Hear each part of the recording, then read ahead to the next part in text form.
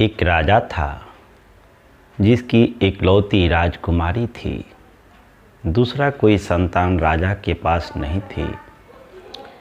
इस बात की चिंता राजा को सताती थी, लेकिन कुछ कर भी तो नहीं सकता था। धीरे धीरे राजकुमारी बड़ी हो रही थी। जब वह जवान हो गई, राजा को उसके विवाह के बारे में और राज्य के उत्तराधिकारी के बारे में चिंता हो रही थी। राजा सोचता था कि कोई ऐसा योग्य व्यक्ति से राजकुमारी का विवाह हो जो राज्य का उत्तराधिकारी बन सके, लेकिन उसकी नज़र में कोई योग्य व्यक्ति दिखाई नहीं दे रहा था।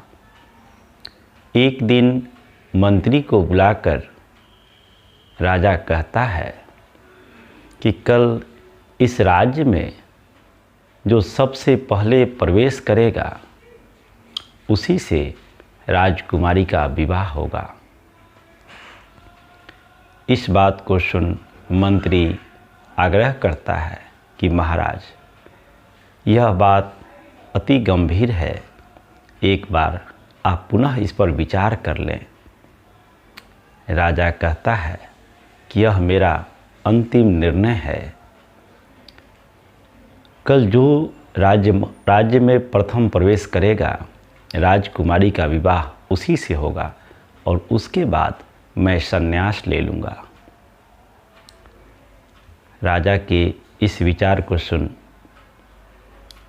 मंत्री फिर कुछ न बोला और पहरेदार को आदेश दिया कि राज्य के मुख्य द्वार से जो प्रथम प्रवेश करे उसको राजा के सामने प्रस्तुत किया जाए।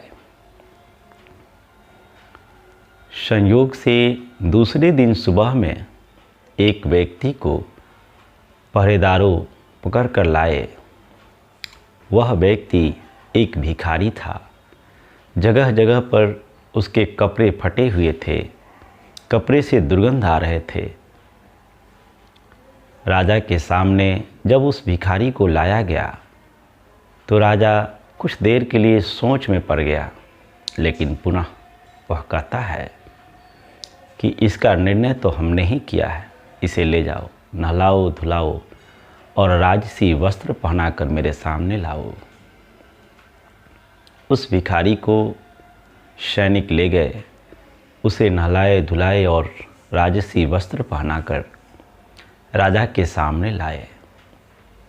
राजा अपने प्रस्ताव के अनुसार उस भिखारी से राजकुमारी का विवाह करवाए और उस भिखारी को कहते हैं कि देखो, अब तुम इस राज्य का उत्तराधिकारी हो।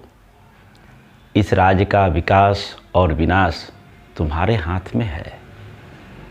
कल सुबह होते ही मैं राज्य का त्याग कर संन्यास ले लूँगा। दूसरे दिन सुबह राजा संन्यास ले वानप्रस्थ की ओर प्रस्थान कर गया। मंत्री और सेनापति उस नए राजा का स्वागत किए। धीरे धीरे उन्हें राज्य के बारे में सब कुछ बताए। कुछ ही दिनों में वह भिखारी एक कुशल राजा हो गया। उसके शासन से प्रजा अत्यधिक प्रसन्न थी। चहुं ओर सुख शांति का वातावरण था। 10-12 वर्ष बीत गया। एक बार कौतूहलवश सेनापति प्रश्न करता है महाराज से कि महाराज, हम एक बात समझ नहीं पाते हैं।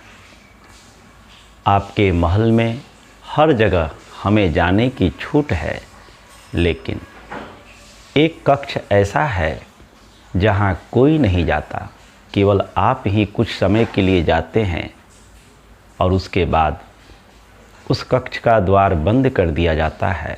सख्त पहरा है, आपके सिवा वहाँ कोई नहीं जा सकता है। इस बात के लिए पाबंदी है। आखिर इसका कारण क्या है?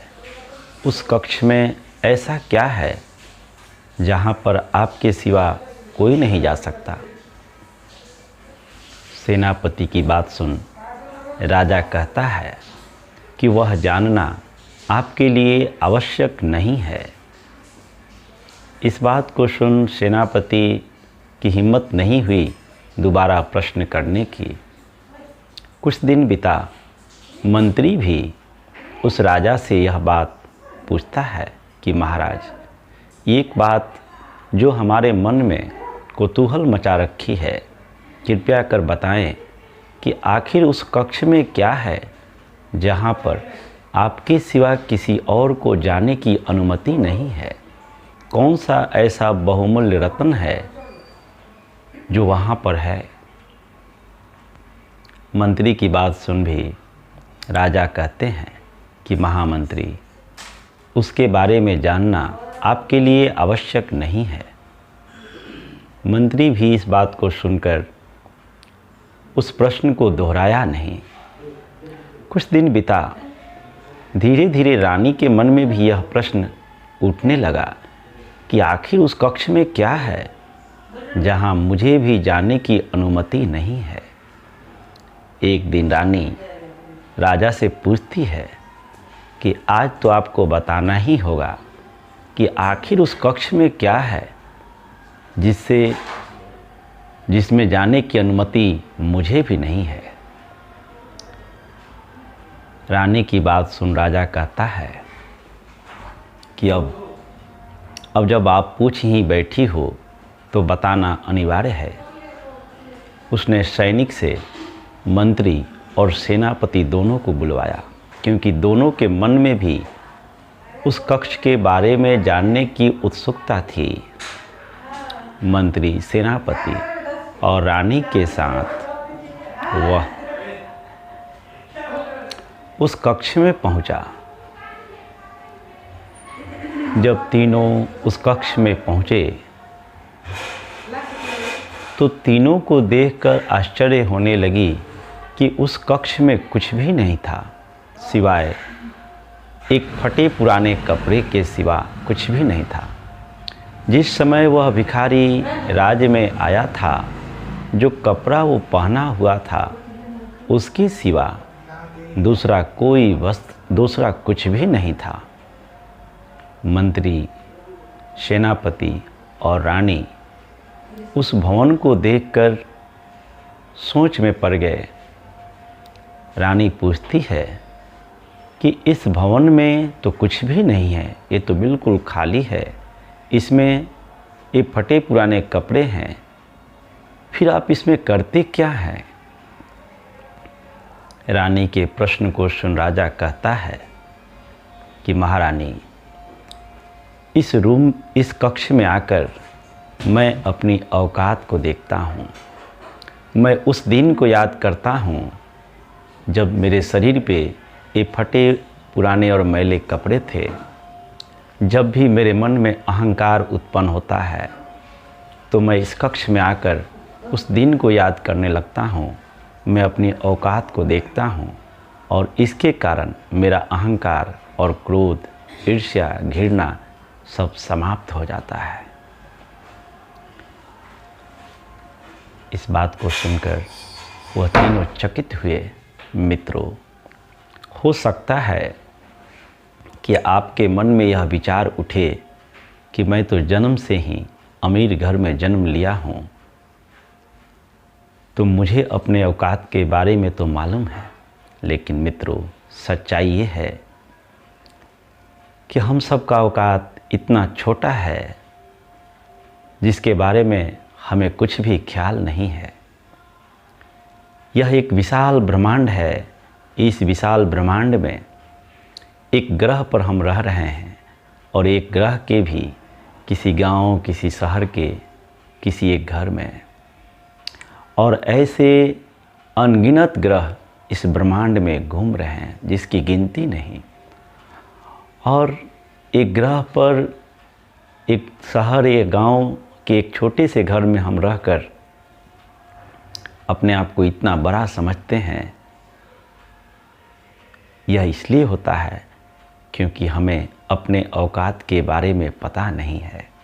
मित्रों, जिस मिट्टी पर आप कदम रखते हैं, अनुभव करना कि इस कदम के नीचे अनगिनत राजा महाराजा के शव दफन होकर मिट्टी बन चुका है। वह भी कभी अकड़ कर चलते थे, जिनके धूल पर आज आप पैर रख रहे हैं। किस बात का अहंकार, किस बात का अभिमान। जो कुछ आया है इस संसार में मिट्टी से ही उत्पन्न हुआ है और मिट्टी में ही समाहित हो जाएगा। जब तक जीवन है, सुख शांति का जीवन जिएं। अपने लिए भी सुख शांति का वातावरण का निर्माण करें और दूसरों के जीवन में भी सुख शांति का वातावरण हो, ऐसा प्रयास करें।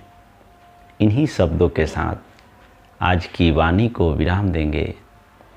आप सबका मंगल हो, सबका कल्याण हो, सबका भला हो।